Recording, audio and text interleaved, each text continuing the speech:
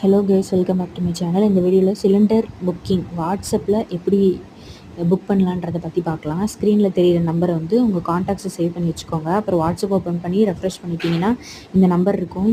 இந்த நம்பர் யார் பேரில் சிலிண்டர் இருக்கோ அவங்க எந்த நம்பர் யூஸ் பண்ணி சிலிண்டர் புக் பண்ணுவீங்களோ அந்த நம்பருக்கே வந்து வாட்ஸ்அப் இருந்தால் இன்ஸ்டால் பண்ணுங்கள். அந்த நம்பரை வச்சு வாட்ஸ்அப் வந்து உங்கள் டச் ஃபோனில் வந்து இன்ஸ்டால் பண்ணி இந்த நம்பர் ரெஜிஸ்டர் பண்ணி யூஸ் பண்ணிக்கோங்க.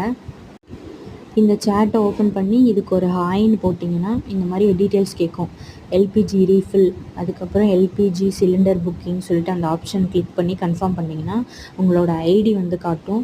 அந்த ஐடி காட்டினதுக்கப்புறம் அதை செலக்ட் பண்ணி புக் சிலிண்டர் கொடுத்துட்டிங்கன்னா உங்கள் சிலிண்டர் வந்து புக் ஆகிட்டு ஒரு ரெஃபரன்ஸ் நம்பர் வந்து காட்டும். அந்த ரெஃபரன்ஸ் நம்பர் வந்து காட்டினதுக்கப்புறம் பேமெண்ட் ஆப்ஷன் செலக்ட் பண்ணி பே பண்ணுங்கள். நான் மேக் பேமெண்ட் ஆப்ஷன் யூஸ் பண்ணி அமேசான் பே செலக்ட் பண்ணேன். ஸோ அமேசான் பே வந்து எனக்கு ஒர்க் ஆகலை. ஸ்ட்ரைட்டாக அமேசான்லேயே பண்ணப்பே ஒர்க் ஆகலை. ஸோ தனியாக வந்து ஹெச்டிஎஃப்சி யூஸ் பண்ணேன். அது வாட்ஸ்அப்லேருந்தே ஒரு பேஜ் ஓப்பன் ஆச்சு. அந்த பேஜ் ஓப்பன் ஆனதுக்கப்புறம் அதில் போய்ட்டு அதில் வந்து அது பாரத் கியூஆர் செலக்ட் பண்ணேன்.